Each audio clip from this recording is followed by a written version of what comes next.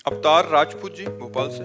जय जय श्री राधे। श्री हरिवंश महाराज जी, राधे राधे गुरुदेव भगवान। महाराज जी, हर युग में भगवान किसी ना किसी रूप में आते हैं। राधा नाम कई युगों से चलता आ रहा है, लेकिन राधा नाम की इतनी महिमा और एक संत के प्रति इतनी भीड़ और श्रद्धा कभी नहीं देखने को मिली, और ना ही केवल राधा नाम सुनकर लोगों को इतनी गति से बदलते हुए देखा है। महाराज जी, आप उस युग में आए हो जिस युग में हम हैं। गुरुदेव भगवान, भगवान का प्रभाव जागृत होता है।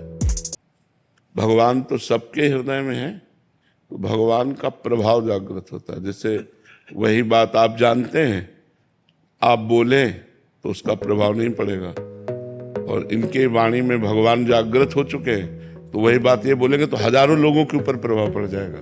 तो उसमें बात भगवान के प्रभाव की है। भगवान तो सब में है।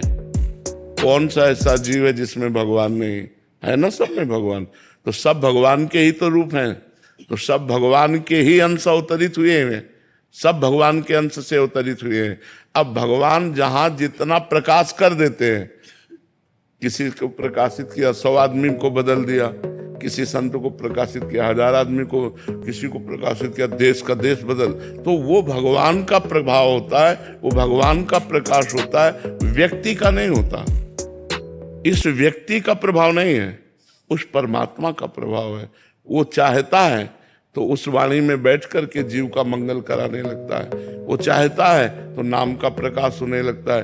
क्या राधा नाम हम ही ने पहली बार लिया? क्या बहुतों ने लिया है, बहुतों ने गाया है, महिमा गाई है।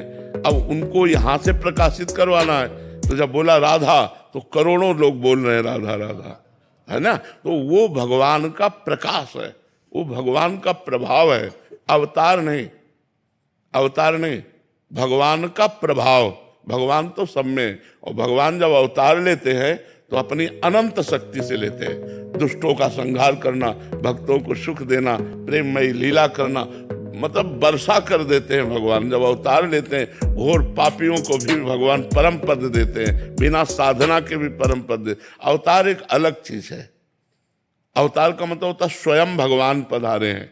हम लोग सब भगवान के अंश हैं, तो जहाँ की जितना प्रकाश हुआ उतना प्रकाशित होने लगता है, तो उसी प्रकाश को लक्ष्य करके हम कहते हैं कि ये तो भगवान ही है, क्योंकि भगवान का प्रकाश हो रहा है। इस लेकिन भगवान नहीं है, वो भगवान का अंश है। भगवान तो जब अवतरित होंगे तो हाहाकार मच जाता है। देखो 6 दिन के थे, 6 कोस में जिसका शरीर पड़ा था, ऐसी पूतना को 6 दिन में मार दिया, नहीं मार दिया? अच्छा, अपने को कहा जाए कि 100 किलो अंगुली में उठाओ, तो इस छिंगुली अंगुली में भगवान ने 7 दिन 7 रात गिरिराज महाराज को धारण किया। एक पूरा संपूर्ण ब्रजमंडल की रक्षा की कि नहीं की? तो भगवान है, हम सब भगवान के अंश हैं। अब अंश में जहां जितना प्रकाशित हुआ, तो हम लोग उस प्रकाश को देखकर बोलते हैं कि ऐसी क्षमता मनुष्य में नहीं होती, ये तो साक्षात भगवान है, उस प्रकाश को देख करके। पर वो साक्षात भगवान नहीं है, भगवान तो साक्षात कुछ और है, हम सब भगवान के अंश हैं। अब वो अंश का भाव शरीर को लेकर है। शरीर का राग हट जाए तो भगवान नहीं है उसमें, और कोई थोड़ी बैठा हुआ है, वही बैठे। गंगा जल का अंश चम्मच में आया तो हम गंगा जल तो कहेंगे उसे, टैंकर में आया तो गंगा जल कहेंगे, लेकिन टैंकर और चम्मच वाले गंगा जल में अंतर होगा। चम्मच वाले में डुबकी नहीं लगा सकते, टैंकर वाले में डुबकी लगा सकते हैं। यद्यपि गंगा जल से अलग हुआ है, पर उसमें अधिक मात्रा है। ऐसे ही अंश में अलग अलग प्रभाव होते हैं। अब एक अंश है भगवान के बड़े बड़े ऋषि मुनि जो आकाशचारी हैं, हम उछले तो धम्म से गिर पड़ेंगे, और वो आकाश में विचर रहे हैं, तो अंश वो भी हैं भगवान के। एक है कि वो जो चाहे नई सृष्टि रचना कर सकते हैं, लेकिन वो भगवान नहीं, भगवान के अंश हैं। उनमें जितना पावर प्रकाशित हुआ, भगवान का पावर अनंत है और हम लोगों का पावर सीमित है। भगवान का पावर अनंत है, उनको अनंत कहा गया है, तो हम लोग भावना में कह देते हैं, लेकिन भगवान तो भगवान है। जब वसुदेव देवकी जी ने पूर्व जन्म में तपस्या की और भगवान से कहा आप जैसा पुत्र चाहिए, तो कहा मेरे जैसा तो सिर्फ मैं ही हूं, मैं ही आऊंगा। तो भगवान कृष्ण के रूप में पधारे। जब मनुष्य रूपा ने तपस्या की, भगवान प्रकट हुए तो भगवान से कहा हमें आप जैसा पुत्र चाहिए।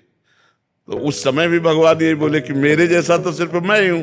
तो वही राम जी के रूप में प्रकट हुए, मनुष्य रूपा दशरथ कौशल्या बने और भगवान राम के रूप। तो भगवान जैसे तो सिर्फ भगवान है।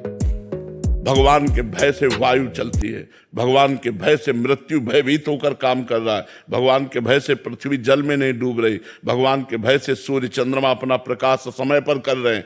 भगवान भगवान है, भगवान जैसा कोई नहीं है। हाँ, कहीं कहीं भगवान का तेज प्रकाशित होता है, वो अंश मात्र में होता है कि मतलब 1000 लोग देखकर प्रभावित हो गए, लाख लोग देखकर प्रभावित हो गए, वो भगवान का तेज प्रकाशित हो रहा है, भगवान नहीं। भगवान तो अनंत महिमाशाली है।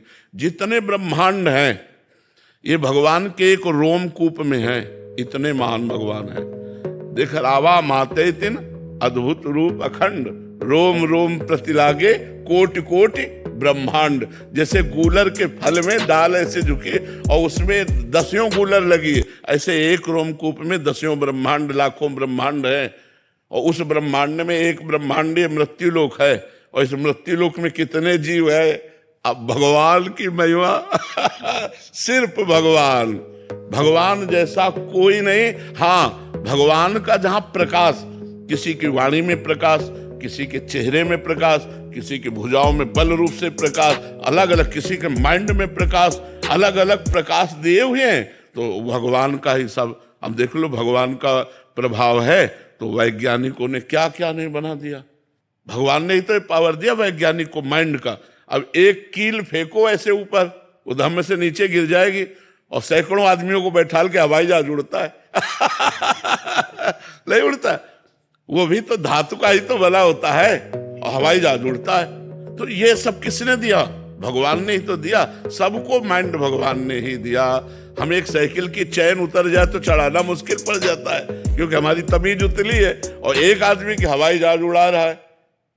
तो भगवान ने माइंड का विकास किया है, भगवान ने अपना अपना प्रभाव रखा है कि उसकी वाणी बोले तो हजारों का परिवर्तन हो जाए। वो भगवान उसकी वाणी में प्रभाव प्रकाशित करते हैं, ना कि वो भगवान है। भगवान तो अद्वितीय है, भगवान जैसे तो सिर्फ भगवान है। जैसे कालिया नाग पूरा काली दह जहर से तपता था, गौं ने और ग्वाल बालों ने पी लिया तो सब मर गए। भगवान ने उसी काली दह के जहरीले पानी में कूदकर सैकड़ों फण वाले काली नाग को रौंद डाला, उसके फणों पर चढ़कर नाचा, उसने डसा। भगवान को क्या फर्क पड़ा? कुछ नहीं पड़ा। आखिरकार वो चरणों में गिर करके रमण